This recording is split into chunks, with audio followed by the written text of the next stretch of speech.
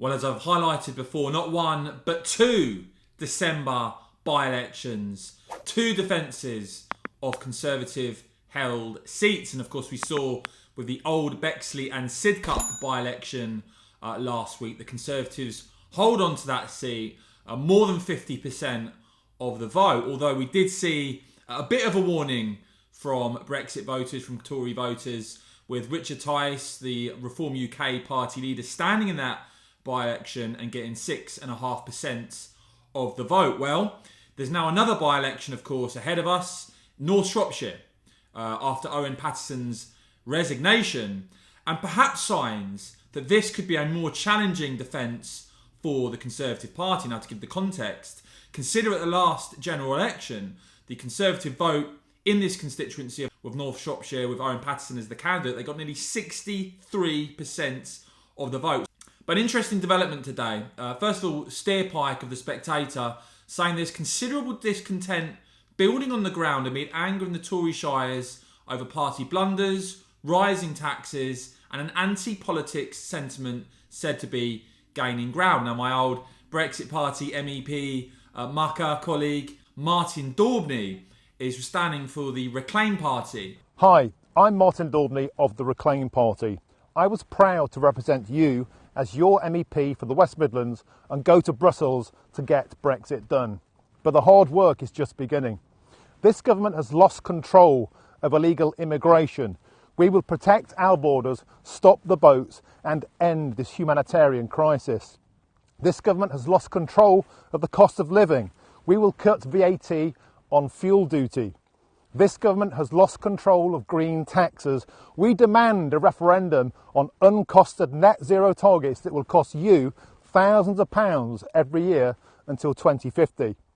Locally, it's time to tackle appalling NHS ambulance waiting times that prove North Shropshire is being completely taken for granted by this government, who only cares about its new red wall seats. The people of North Shropshire, your country needs you. Let's teach them a lesson on December the 16th. It's your country, it's your money, it's your future.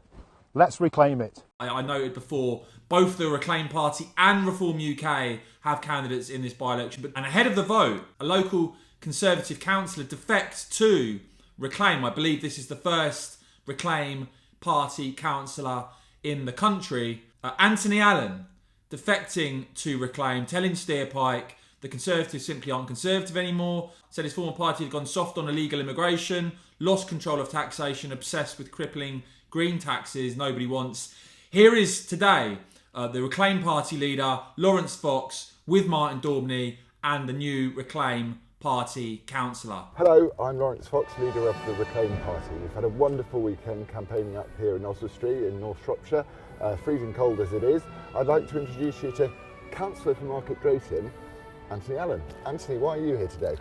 Well, Lawrence, it's quite simple really, just to support yourself and Martin and hopefully taking back control of our country. Yes, I am a standing councillor for Market Drayton and I was previously a Conservative councillor for Market Drayton, now rescinded my membership and proud to be part of the Reclaim Party.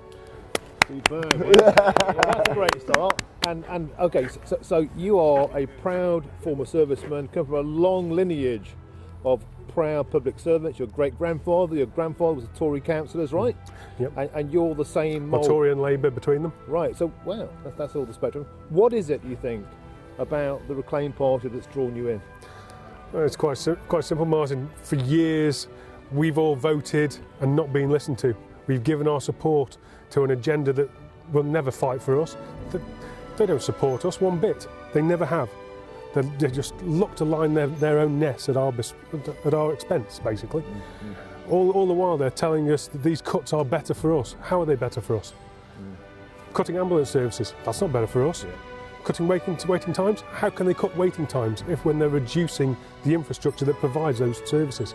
And it's things like that, issues all across the board that's affecting our way of life. It is. We need to make a stand. We need to take back control. Yeah. And that stand starts here. You're our first elected councillor. Yes! What an amazing Welcome on board. to be. Welcome on board. Yeah. It's a great honour to have you. Martin's to run an amazing campaign.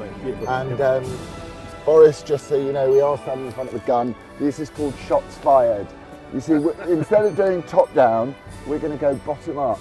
And we want people to represent us on our principles, not on policies that we can't do. We don't want a centralised government, we want a decentralised government, we want local issues, and we want people to take back control of their lives. That's why we're here, that's why Anthony's here, that's why Dorman's here. We're ready. Let's do it. Reclaim your freedom. Cheers, mate.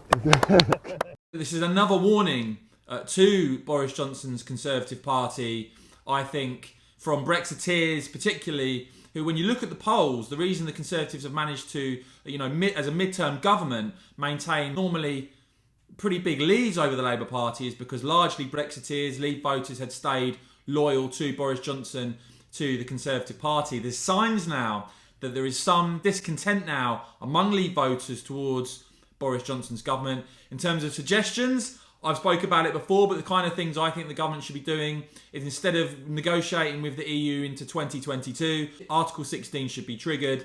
The UK, as Theresa May, when she was Home Secretary, pushed for, should be leaving the ECHR, scrapping the Human Rights Act, as Conservative MPs are calling for now, to get a proper handle on the illegal migration crisis and ensure those who come to the UK illegally cannot be allowed to stay. And also the Conservative Party should actually now, outside of the EU with the ability to do so, carry out David Cameron's pledge to bring net migration down to the tens of thousands. I'd also like to see grammar schools, a massive rollout of grammar schools being built in the poorest postcodes of this country to increase social mobility for working class youngsters. Those are my suggestions for what the Conservative government can do to get back on track. Let me know what you make of that, guys. And what do you make of this defection to the Reclaim Party? If you have enjoyed this video, please do give it a big thumbs up. It really does help the channel out, guys. And of course, as ever, thanks for watching.